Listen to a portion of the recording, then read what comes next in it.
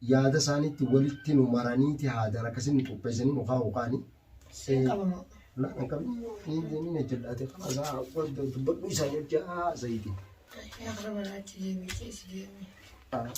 Wanta rabbiin jee tarabbi sii katabe abbaan fedhe nu mandhabu oromooti. Waan rabbi sii katabe inu mandhabu wallaahi. Harkatallee yoo taate dachii tana jalallee yoo jiraate harkanni keenuma harkattaa. Yoo dachii tana jalatti illee si awwaalanii biyyee sirra deebisan yoo ruuyitee rabbiin hin baasin ruuyitee hin baatu. Kennaallee qabanii fidanii abdiin mure dhugumatti wallaahi oromooti abdiin muree ture. Oromooti yaawwatta tawaaniin keessa dabree itti dhiisa antara dubbachuus hin fedhuu rabbiin ni beekaa ammoo. Assalaamu alaikum warahmatullahi wabarakatuh. Hordoftoota keenya ilmaan oromoo bakka jirtan hundatti nageenyi rabbii isin biraa jiraatu. Alhamdulillah egaa mana kiyyaan jira boleeyyan biyya warri gartee biyya teessanii biyya alaa teessanii naadararamuu turtan kanaaf cinqamuu turtan kana jabaa turtan alhamdulillah gammachuu an bakka sanii bahuu gammachuu caalaa isinis baga rabbii isin gammachiisu boleeyyan biyya. Tokkoffaa wanni niin ol beef obboleeyyan kiyya wallaahi isinii yaade. Lammaffaa alhamdulillah arra maatii tiyya biratti as deebuu maatii tiyya keessa deebuu maatiin tiyyallee gartee nagaan jiraachuu sanumaatu viidiyoo illee namarsiisee viidiyoo irratti ol ba'ullee hin barbaanne silaa kiyyaa hin danda'amne malee akka gartee hundi keessan tokko tokkotti osoon viidiyoo isinii maree isinii maxxansu tanan ta'in akka sagalee walii dhageenyutti akka wajjaasa'uu dandeenyutti silaa akka wal quunnamnuun fedhe warreen gartee rakkachuu turtan oromoo tiyya hundi keessanu warri hordoftoota kiyya taatan warri akkasumatti na beeytan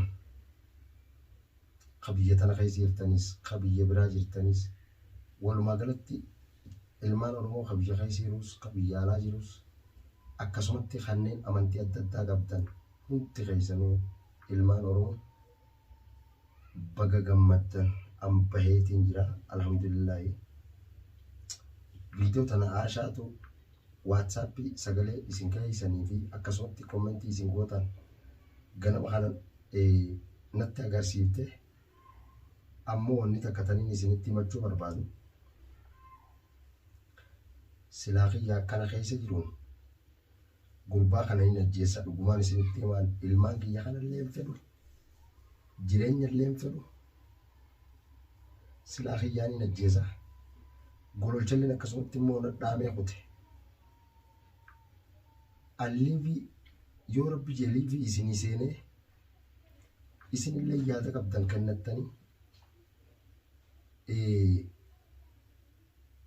isinii wajjin haasa'uudhaan barbaade oromooti maaliif jarri kun qabee namiidhe isa kana caalaa kaninan barbaadu warra akkas na godhisan warra na qabisan jawwaan kiyya kanarraa fuudhetti ramziitti jirrateeti ramzii san irraa cabseetiin eegaa mana kiyyatti galee booda iimeela kiyya duraanii manatti dhiisee biraa deeme moobaayilaa abba lamaan qabaa tokko xiqqaa tokkoon hin deemu horolaan kan mamichi wanti harkaa qabdu kanarrallee akkasuma yuutuubiin kiyyallee ni jira chaanala san harkaa fuudheeti irratti mee ummannummaan oromoo sun haasibaa sunaan jechuu ture alhamdulillahi rabbiif galanni haa ga'u oromoo tiyya an bahee akkaan itti beekaa akkanallee jiyoon isinii wallaahi hedduu ulfaata garuu gololchaa haa galatoomu daqiiqaadhaan bilbileessanii mootora kireeffatee mootora fudhatee lafa garraa deemaa dhufee birraa galatoomu sittiin kutee mire mootora fudhatee mootora kireeffatee daqiiqaa sanii na dhaqqabe silaazaa sanitti saanan gololcha bilbilee gololcha fi yaamusan mujrimoonni warri akkasinnatti musan naannoo san jiraatan sila lubbuun namaallee ni baate jechuu fedheeti. Innilleen akka nama biraa gartee warra na barbaadu jiru edaa nama hedduu na barbaadu jira Oromooti galatoomaadha. Warra na barbaadu jiru na bira taa'ee itti gorseetti ergee akkasit deeme. Warri akkasin na azzabisan nama sadii isa maleedha. Tokkommoo halkan hedduu na cinqaa bula. Dachiisan gartee bishaan faana irra naquu ture bishaan. Dachiin tun haana jiituuf bishaan irraa dhuguu kana lafatti akkasin naqee deema. Mee dhaabbadhuuti. Akka inni si godhatti lammaa olchootti hin jirtu si dhukkuba. Dhibdeen ati irraa dhukkubuulee isaaniitti irraa fuutee lammaa wayyaan qabdu batii takka malee nana siroo kuni. Oromooti gololcha haa galatoomu dubbii osoo hin fitinaa ashaantu dubbatti. Gololcha wallaahi hedduu haa galatoomu. Zaasan inni dhufee baanechi jara san hin harkanne angaru wallaahi jara san gurbaa kana fichisiisu gabaabdu yoo san hin ta'in ammoo isa jeesuudhaan isaan baasa gubaa gataatan. Garuu harkallee irraan kaa'u jeetiin jala sararee jira hanga isin waan jettan naan jettanii wallaahi. Maaliifi dheengadda marsaan gartee sababa kennaadhaa isa qabe sanan gurbaa kana miini obboleeyyan kiyya. Aboo viidiyoo yoo xiqqaatte viidiyoo 5-6 akkanumatti narraa marataniiti halkan naachi tattaanii wal garsiisan rabbi isin sodaadha. Na tumaniiti wal garsiisan. Garuu eega rabbi na baasee kunoo ganama kanaan ol godhadheeni. Eegaan ol godhadhe kommentuma teessan yaada namaa viidiyoo akkas na godhan saniin irra guddaa tamiidhaa guddoon irra geggeeffamte wallaahi Oromooti. YouTube irratti na gargan viidiyoo san. Qaamni kiyya kun ilaa ammaa na dhukkuba. Ilaa ammaa haga ammaa qaamni kiyya. YouTube irra maxxansanii bitee fi maratan wayii takkaalee diinummaa sanii fi maratanii taa'aa ilaalaa jaaree akkamtu godhu jiru jaanii maxxansuuf jirani. Qaamni kun guutuun na dhukkubu jiru Oromooti. Arraa waan biraa dhiisi huccuu duraan irra jirtu. Firraa baaseetiin huccuu taan fikkaa'uu dadhabe. Qaamni kun jirutti hin jiru jechuudha. Kiniina qaamaa fi dhukkubbii waan akkanaa kana gololcha naa fidee kutee na bira adeemeeti oggusuma naa fidee kutee hordoftoota illee ol bahiiti haa ijumaanuu si harkanii akkana gartee rakkachuu jira namooti jee kiniina naa fidee kutee kiniin san xiqqoo dadhabbii na wayyeessee qaamni kun garuu wallaahi sossoo hin danda'u na dhukkubu jira haalaan na dhukkubu jira tanatti aansee mana kiyya akkasuma gololchaa bira naa dhaabbatee Oromoon hedduu bakka tana dhufuu ture bishaan seenaniiti hatta manaan amma keessa jiru kana hunda yoo rabbi jee viidiyoo san isiniif maxxansuu ta'a waa YouTube gola artii Oromoo irra maxxansee waa YouTube asharra maxxansee isiniif maxxansuu ta'a. Rooba akka malee roobee jedhanii roobni kun arraa fi halee arrooba waan agarre immoo san dachii rabbii hundi galaana. Ati isa rooba garta siraa mana sadaffaa jirta akira qabriidhaati eessatti mana roobaa ogan. Galaanaas seenee bilan ka makiinaa fuudhee makiinaa gara galchee gartee akkasitti deemuun mana kiyya bishaan seenanii osoo ilmaan kiyya gartee akkasitti bishaan kana keessa olii gad deemanii isiillee nasiinii hojjiyanii akkasitti warri ollaa kanaallee nagguunatti immoo hanga wajjin gaamana keessa gartee gattoo wantoonni michiyyoon tiyyammoo ni yaane fiideeti telefoona shaantaadhaa keessa jiru fuutee viidiyoo san xiqqoo martee viidiyoo san daawwadheef hin jira. Wallaahi isiniif hin maxxansuu ta'a. Rakkoo kanaa tanarra ture na duubaa illee gartee manni kiyya akkana ta'ee ture ammoo gaa sa'anii uqqate moo gogaan maal ta'e abbaan fakkaatu akkuma jansan arraan tana bakka dur hin jiru wallaahi hedduu na dhukkubu jira arra jiru takkan qabu jechuudha. Takkaan keessa jiru yoo dandeesse ashaan isinitti haayimtu an hedduu tanaachi haasa'ullee hedduun barbaadu Oromootii yaadaanillee isin cinquun fedhu Oromootii akka isin cinqamtanillee hin fedhu ammoo hadir qabeetiin harkaa qaba. Gololcha akkuma hidhetti hiinee lafa keenyee hidhaa taa'u jira. Awwaa akkasaatii isii miti. Inni jazaadheen gadda aashaan gartee irraa na dhorkuu turte aliin irraa na dhorkuu ture sambiraan firaasha keeysee fi akkas godhuu turte an firaasha oromooti guyyaa 6 ta'uu 7 ta'uu eegaan akkas bule firaasha dhukkeedhaa fi jiidhaan bade jechuu san fidanii kanarra ibsanii sanirra naqaan firaasha jiidhaan bade mana san keessatti Kasiyyaadhaan jiidhaa kasa gubbaan qabbanti siyyaatu. oromooti yawwa tattawaaniin keessatti bire itti dhiisa antara dubbachuus hin fedhuu rabbiinuu ni beekaa ammoo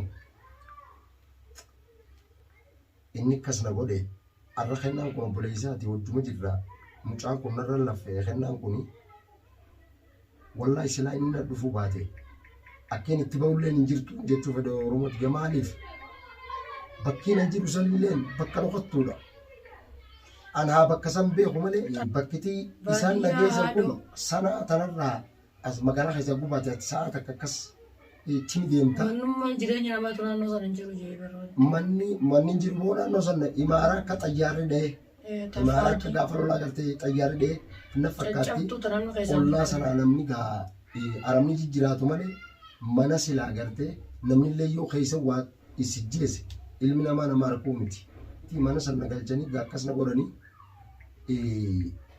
tasanii guutuutti dhiisaame sun guutuu naaftu an alhamdulillah lubbuuti jaamba'u an alhamdulillah arra garuu isii saniin irraanfadhu ammoo kennaallee qabanii fidanii an abdiin mure dhugumatti wallaa oromooti abdiin muree ture kalaas naanaaf nejee abdiin mureeroon gaagarte kudama khubzii fi kudama isaan abbaa tokko tokkoon akkannan san nyaadheetuma jireenya kiyya gartee walleenu achuma gaangara na jiraachise yoo najjeesanillee aatuu jechuma malee an abdii mureetiin jira kennaan eega dhufe garuu wallaahi alhamdulillahi rabbiif galannaa ga'u akka carraa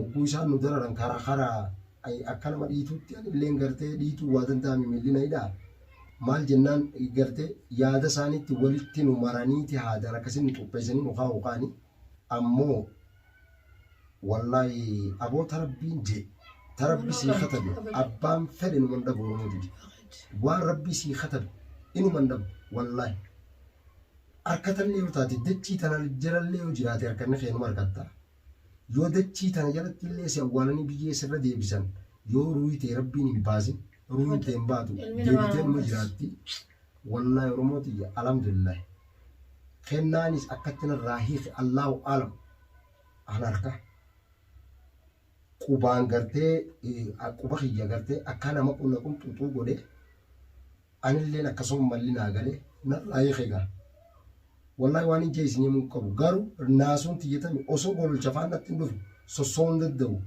miilaan na dhukkuba way dhiiroo jarrummaan sannatti deebi'ee Lafanna hidhanii ammallee tatana daranii deebiti an guyyaachi nagaysan sanis qawweedhaan nagaysanii ganamni ganama subiidha oromooti jettan waan hin jeesinii hin qabu yoo rabbi jiran hunda keessan gartee liivii isinii dhufeetiin liivii irratti akka isin ol baatanii liivii irratti akka wajjin haasoynuuf sagantaa qabadhee dhufuu jiraadha tatanaachi hundi keessanuu akkumaan gaamba'u tanaaf gartee gammadetti gammaddan jeetii yaada tataniyachi aashaa hordoftoota kee gartee ammammaatu waan aashaatu lafaa ka'ii gartee viidiyoodhaan hordoftoota kana rabbi sinus daadhu kaneettee sagalee boochaa oromooti jetta imimmaan isin akkasi keessan san hunda na dhageessiftee warri viidiyoo nasuun akkana keessa hirattanii martanii viidiyoo yuutuub irratti maxxansitan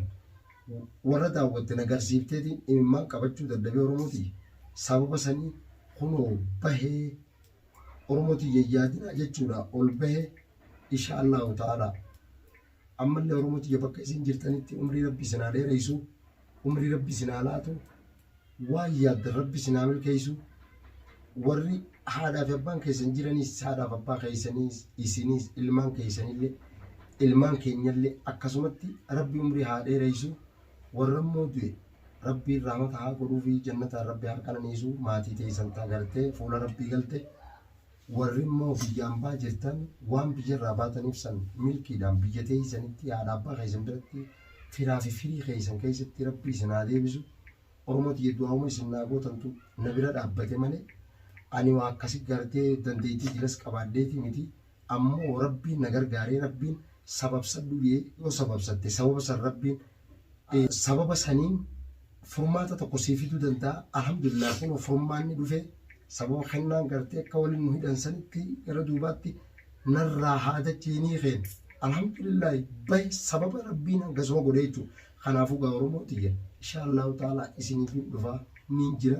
Akkasumatti Khadiilillee bira taa'eetiin viidiyoo maree isinillee yaadarra kannitanii akkasi sambooda murtii isin jettanirra dhaabbadde waan itti aanutti cehaa Oromooti jedhu waayinaa godhaadha.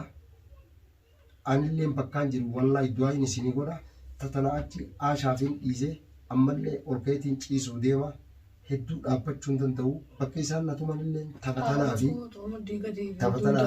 duyda kana keessa hedduu na tumanii duydillee na wayyaadha.